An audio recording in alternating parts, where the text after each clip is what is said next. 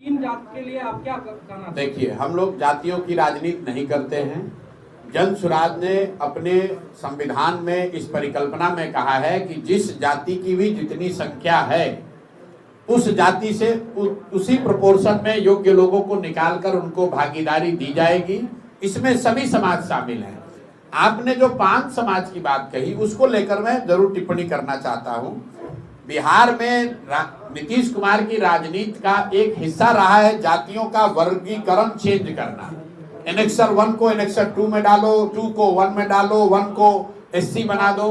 उसी के तहत एनेक्सर 1 में आने वाली कुछ जातियों को, जिसको 5 समाज के नाम से SC का दर्जा दिया गया।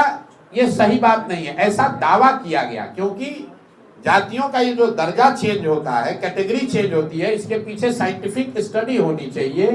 राज्य सरकार उसको प्रस्तावित कर सकता है, उसको स्वीकार करने का पावर केंद्र सरकार को है। जैसा आपने देखा होगा बिहार में लोहारों के साथ भी ऐसा ही किया गया है। नीतीश कुमार ने वोट लेने के लिए यहां से कह दिया कि हमने 5 समाज को SC का दर्जा दे दिया। केंद्र के सामने ना उसके पक्ष में साक्ष्य रखा, ना उस केस की पैरवी की। नतीजा क्या हुआ? जैसे लोहार को ST बनाया गया था और वापस EBC बना दिया गया, उसी तरह 5 समाज के लोगों को SC से हटाकर वापस EBC बना दिया गया। तो एक विशुद्ध तौर पर शॉर्ट टर्म राजनीतिक गेन के लिए नीतीश कुमार ने और नीतीश कुमार की सरकार ने इन जातियों को ठगा है, और इसीलिए ये जातियां आंदोलित है और हम लोग इसके विरोध में हैं। जातियों का जो वर्गीकरण जो चेंज होता है, जो ओरिजिनल एनेक्सर 1 था जो कर्पूरी जी का था, और जो आज एनेक्सर 1 है, उसमें करीब 23 नई जातियां जोड़ दी गई हैं।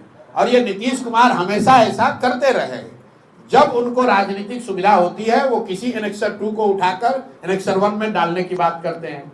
कई बार उन्होंने एनेक्सर 1 की जाति को SC या ST बनाने की कोशिश किया।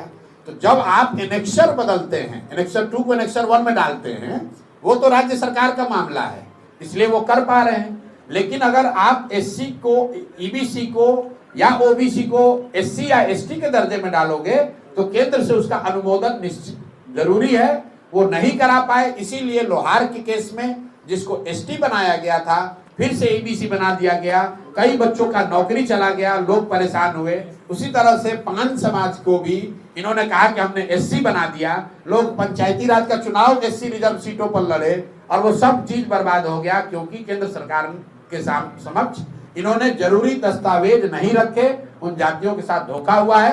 अब वो जाति जो है वो आंदोलित है।